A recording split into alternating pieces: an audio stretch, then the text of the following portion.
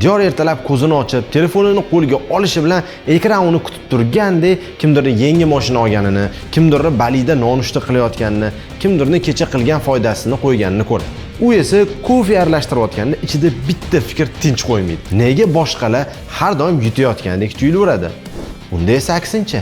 Kimdir vaqtida investitsiya qilgan, kimdir ochgan bitimini to'g'ri paytda yopgan, kimdir bozorni unga qaraganda doim yaxshi his qiladi. Go'yoki dunyo bitta stol atrofida o'tiribdi, lekin negadir undan boshqalarga kartalar doim to'g'ri tushaveradi. U bularning orqasidan omaddan boshqa narsa yo'q. Bir kun meni ham omadim keladi deb o'tadi o'zini. Lekin videoning oxirida u bu o'yin omad bilan yurmasligini, unga o'xshagan minglab odamlar kabi u ham shu qonunlar ichida bilmay yashayotganini tushunadi. Bu qonunlar haqida bugun gaplashamiz. Ularni hech kim o'ylab topmagan. Ular tabiatning o'zida paydo bo'lgan. 1894-yil yozuvchi Rudyard Kipling Hindiston o'rmonlarida bo'rlar hayotini kuzatib, ular orasida amal qiladigan qonunlarni yozib qoldirgan. Bu qonunlar keyinchalik Jungli qonunlari nomli mashhur she'riga asos bo'lgan. Masalan, birinchi qoidada o'rmon qonuni osmonday qadimiy va aniq, kim unga amal qilsa yashaydi, kim uni buzsa halok bo'ladi deyiladi. Bu juda sodda, lekin eng muhim tamoyil. Qoidalar bor va ularni buzishning oqibati og'ir bo'ladi. Yana bir joyda qonun daraxtni o'rab o'sadigan o'simlikka o'xshaydi. U faqat bitta tomonga emas, ham oldinga, ham orqaga yuradi. Ya'ni bu tartib hamma joyda, barcha holatlarda ishlaydi. Bo'rni kuchi to'dada, to'dani kuchi esa bo'rni o'zida. Bu degani yakka holda ham, jamoa bo'lib ham yashashni o'z qonunlari bor. O'rmon hayotida hech kim yolg'iz emas, lekin har kimning o'z o'rni bor. Bo'rilar boshqa to'da bilan to'qnash kelganda orqaga chekinmaydi. Ular jim turib yetakchilarining gapini kutishadi. Qanday qaror bo'lishini shoshmasdan tartibli kutish ham qonun. She'rni boshqa qismlarida ham shunga o'xshash qoidalar ketma-ket sanab o'tiladi. Har kuni o'zingni toza tut, tunda ov qil, kunduzi dam ol, haddingdan oshma, kuchlilarga qarshi chiqma, ularning hududini hurmat qil. Agar bularni buzsang, o'rmonda omon qolmaysan. Bu qonunlar shunchaki yozilgan so'zlar ketma-ketligi emas. Ular tabiatning o'zidan chiqqan. Kim yashab qolishni xohlasa, shu qonunlarga bo'ysunadi. Kim bo'ysunmasa, o'z yo'lida yo'qoladi. O'rmon bu resurs kam, lekin hayot juda zich bo'lgan hudud. Tirik mavjudotlar ko'p va ularning har biri yashab qolish uchun kurashadi. Shuning uchun ham o'rmon qonuni degan iborani hamma eshitgan. Kimdir ertaklardan biladi, kimdir kinolarda ko'rgan, ko'chada ko'p yurganlarni esa bolaligidan shunchaki qulog'iga singib ketgan gap. Cho'l esa butunlay boshqa dunyo. U yerda ham resurs kam, lekin hayot rivojlanmagan. Jonivorlarning o'zi ham kam. Shu sabab cho'l qonuni degan ibora unchalik mashhur emas. Qonunlar eng kerak bo'ladigan joy bu ko'plab tirik mavjudotlar yashaydigan va kam resurs uchun kurashiladigan muhit bo'ladi. Cho'lda qonun ko'p bo'lishi shart emas, chunki qarama-qarshi chiqadigan jonivorlar soni kam. Resurs yetarli bo'lsa, nizolar ham kam bo'ladi. Qiziq joy shundaki, o'rmon qonunlari tradingdagilari bilan ham juda o'xshash. Chunki o'rmon qonunlari ham, trading qonunlari ham odamlar tomonidan o'ylab topilmagan. Ular tabiatda o'zida shakllangan. Masalan, qoidani buzgan bo'ri halok bo'ladi. Xuddi shunaqa qoidani buzgan trader ham bozordan chiqib ketadi. Bu qonunlar yo'l harakati qoidalari emas. Buzsang jarima to'laysan degan joyi yo'q u yoqda. Bu Newton qonunlari ham emas. Bu tabiatda o'ziga singib ketgan tartib. Unga qarshi yashagan har narsa shunchaki yo'q bo'lib ketgan, shunchaki qolmagan. Boshqacha aytganda, o'rmon ham, bozor ham faqat qonunlar bo'lgani uchun mavjud. Agar o'rmonda qonun bo'lmasa, u cho'lga aylanadi. Agar bozor qonunsiz bo'lsa, bugungi moliyaviy tizim o'rnini barter egallaydi. Ya'ni hamma narsa sekin va qiyin almashinuvga qaytadi. Bu tizimning qanchalik noqulay ekanligini hamkasbim Ma'mur Bahromov pul haqidagi videosida batafsil aytib o'tgan. Tasavvur qiling, siz pul mavjud bo'lmagan dunyoda yashayapsiz va odamlar bilan savdo qilishingiz uchun oldingizda bittagina yo'l bor. U ham bo'lsa barter, ya'ni ayirboshlash. Bu usulda siz o'zingizda bor bo'lgan ortiqcha tovar yoki xizmatni boshqa odamnikiga to'g'ridan-to'g'ri almashtirishingiz mumkin. Masalan, siz Ahmad bilan savdo qilmoqchisiz. Sizda kamon o'qlari bor, sizga Ahmaddagi xo'roz kerak. Barterda bu juda ham oson. Siz shunchaki o'zingizdagi ortiqcha kamon o'qlarni Ahmadga berasiz. Ahmad sizga o'zini xo'rozini beradi. Bo'ldi, tamom. Hech qanaqa o'rtakashlarsiz, kechiktirishlarsiz almashtirish hal bo'ladi. Lekin nega bu usul zo'r bo'lsa ham yillar o'tib yo'qolib ketdi? Muammo shundaki, masalan, sizga xo'roz kerak, lekin Ahmadga sizni kamon o'qlaringiz emas, ketmon kerak deylik. Ya'ni bunda sizni narsangizni olmoqchi bo'lgan odamga sizdagi narsa qiziq bo'lishi kerak. Bu iqtisodiyotda double coincidence of wants, ya'ni xohishlarni ikki tomonlama mos kelishi deyiladi. Bu holatda endi siz nima qilasiz? Siz endi Ahmadga nima kerak bo'lsa, o'sha narsani topib kelishingiz kerak. Xo'p, Ahmadga ketmon kerak edi. Siz uni Madinadan topdingiz. Lekin Madina uni shakarga almashmoqchi. Endi siz ishingiz yanada qiyinlashdi. Chunki siz endi Madinadan ketmon olish uchun unga shakar topishingiz kerak. Shakarni ham bir amallab topib kelganingizdan keyin ketmonni olib Ahmadning oldiga borsangiz, agar u sotib olmagan bo'lsa, siz o'sha xo'rozga almashtirishingiz mumkin. Bu atiga 3 ta 4 ta odam qatnashgan barter. Tasavvur qiling, bu har kuni sodir bo'lsa. Siz har kuni kuningizni yarmini ishlashni o'rniga barter uchun mos keladigan tovar qidirib yursangiz. Ko'rib turganingizdek, barter tizimi juda ham qiyin va samarasiz. Agar bu almashinuvda ko'proq odamlar va mahsulotlar bo'lsa, bu tizim yanada murakkablashib ketadi. Kuningiz faqat tovarlarni odamlar bilan almashtirib o'tirishga ketib qoladi. Zamonaviy moliya bozorlarida bu masalani butunlay boshqacha hal qilishgan. Moliya bozorlari bu standart mahsulotlar, turli xil ishtirokchilar va past tranzaksiya xarajatlari bo'lgan joy. Odamlar buni sun'iy yaratishga urinishi mumkin, lekin qonunni biladigan treyderlar bo'lmasa, bu tizim baribir ishlamaydi. Treyderlar bozorni yaratadi, lekin bozor yangi treyderlarni yarata olmaydi. O'rmon yoki trading qonunlari bir qarashda odamga sovuq yoki shafqatsiz tuyulishi mumkin. Lekin aynan shu qonunlar qulaylikning asosini ta'minlaydi. Cho'lni sokinligi, go'zalligini yoqtirishimiz mumkin. Lekin butun sayyoradagi milliardlab odamlar to'kin yashashni ta'minlash uchun resurslardan nihoyatda samarali foydalanish kerak. Bu esa faqat o'rmonlarda va moliyaviy bozorlarda bo'lishi mumkin. Qishloqdagidek o'zini o'zi ta'minlay oladigan romantik hayotda yashash orzungiz bo'lsa, bu yog'iga unga erishishingiz qiyinlashaveradi. Bunday hayot tarzi juda ko'p resurs talab qiladi va faqat eng boy 0,1% odamlargina o'ziga ravo ko'rishi mumkin buni kelajakda. Agustin treyderlik bu shunchaki kasb emas, fikrlash tarzi deydi. Men bu gapga qo'shilaman. Undagi qonunlar faqat bozorlar uchun emas, hayotni ko'p nuqtalarida ishlaydi. Albatta, agar siz treyder bo'lmasangiz, undan tashqarida ham boshqa qonunlar ham bor. Lekin trading qonunlaridagi ko'pi universal mos keladi. Tasavvur qiling, svetofor oldida turibsiz, piyodalar uchun qizil yoniq. Yo'lda mashinalar yo'q, bo'm-bo'sh turibdi. Ichingizda mana shu yo'ldan yugurib o'tib yoraymikan degan fikr o'tadi. Bu holat tradingdagi bir nechta qonunlarni eslatadi. Agar xarajatlaringiz o'zingizga arzimas ko'rinayotgan bo'lsa, demak nimanidir xato hisoblaysiz yoki risk olishda eng likvid instrumentni tanlash kerak. Chunki chiqish eshigi doim bo'lishi shart. Bu yerda pul emas, vaqt va diqqat bilan savdo qilyapsiz. Lekin mantiq bir xil. Yo'lni kesib o'tishni ham narxi bor. Har bir mashinani kuzatish, imkoniyat qidirish va xato qilmaslik uchun ko'p e'tiboringiz ketayotgan bo'lsa, o'tgan bir nechta daqiqangiz bunga arzimaydi va asosan o'sha tejamoqchi bo'lgan vaqtingizdan ham ko'proq ketadi.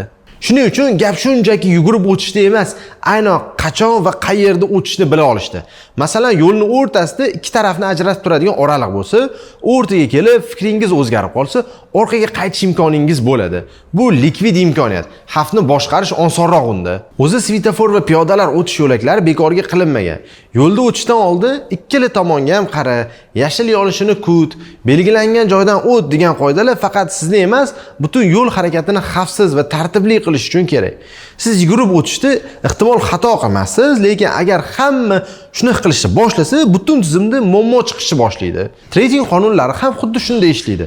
Raqobat kuchli, aniqlik va samaradorlik muhim bo'lgan joylarda faqat shu qonunlarning o'zi ham yordam berishi mumkin. Lekin bozor tashqarisidagi hayotda boshqa qonunlar ham bor. Insoniy munosabatlar, jamiyatdagi tartib, axloqiy mezonlar, ularni ham unutmasligimiz kerak. Shu sababli bu qonunlarni tushunish va ularga amal qilish bu faqat natija uchun emas, balki tizimni sog'lom ishlashi uchun xizmat qiladi. Jungli qonunlarda aytilgandek qonunlar ko'p, lekin eng asosiysi bitta. Bu amal qilish. Tasavvur qiling, boshlang'ich treydersiz.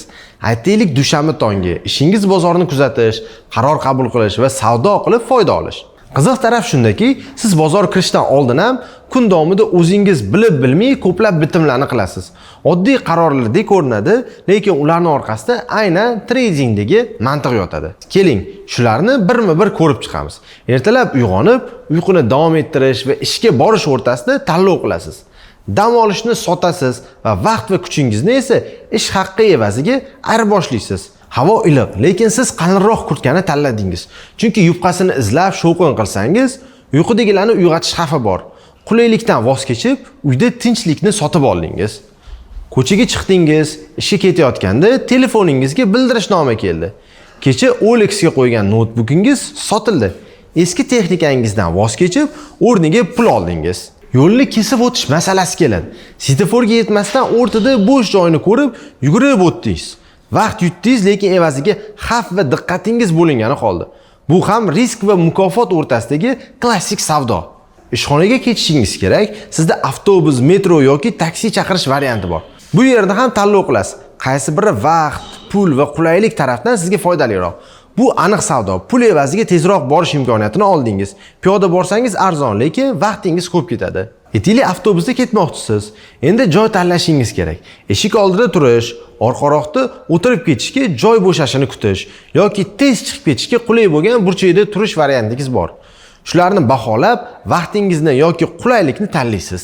O'tirib ketyapsiz deylik. Bir necha bekatdan keyin homilador ayol yoki keksali chiqadi avtobusga. Siz joyingizni berib, qulaylikni duo va boshqalarni hurmat evaziga almashtirdingiz. Ishxonaga yaqin kafedan hammaga choy yoki kofe sotib oldingiz. O'zingizga bu ichimlik yoqmasa ham jamoada yaxshi muhit yaratish uchun pulingizni sarfladingiz. Ishda o'tiribsiz, keyingi hafta oilangizni Amirsoyga olib chiqishga va'da berib qo'ygansiz. Hamkasbingiz bilan dam kunlarini almashtirdingiz. Shunda ikkala tarafga ham qulay bo'ldi. Har kim o'z vaqtini boshqasiniki bilan trade qildi. Tushlik qilmoqchisiz, qarasangiz yengilliklar va listinglar chiqqan. Tushlikni keyinga surib, vaqt va qulaylikni bozorni tahlil qilish evaziga almashtirasiz. Chunki ish boshlaganda bunga vaqt bo'lmasligini bilasiz. Ko'rdingizmi, hali real bozorga kirmasdan turib, 10 xil savdo qilib bo'ldik. Va bu faqat bitta tongning o'zida. Har bir qarorda risk, foyda va uni oqibati bor. Bu shunchaki treyderlarga xos narsa emas, hammaning hayotida bor narsa.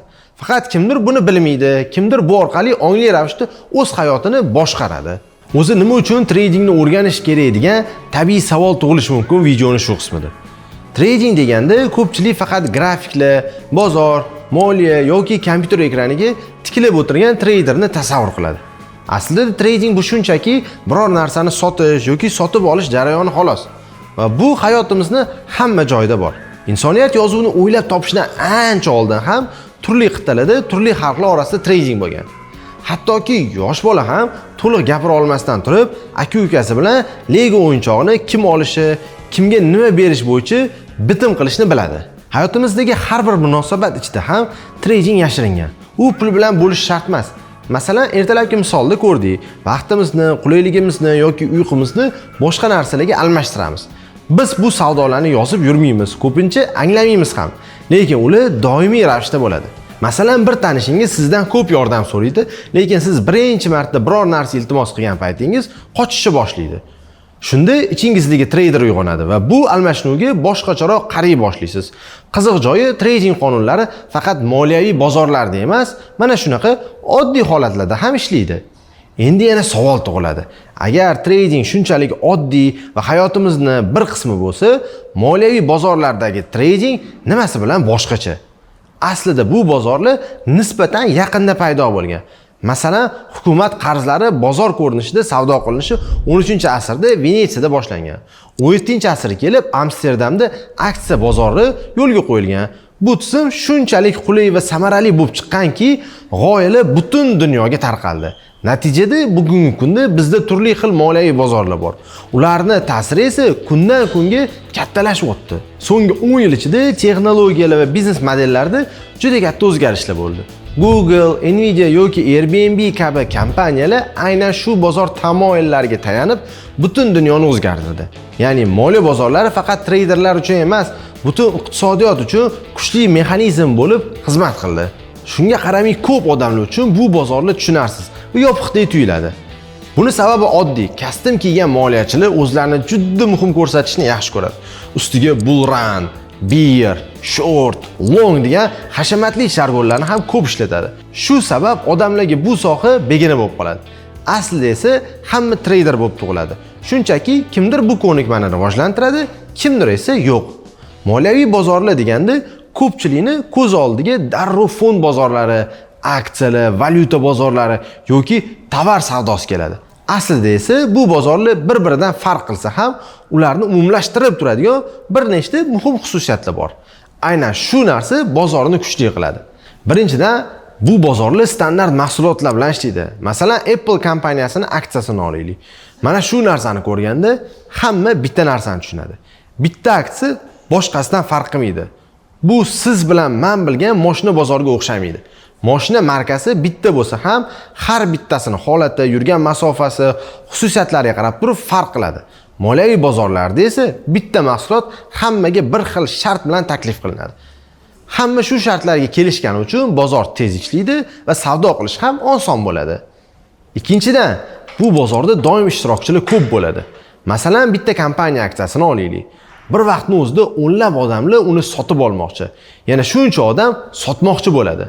Kun davomida esa minglab turli ishtirokchilar shu aksiyalar bilan savdo qiladi.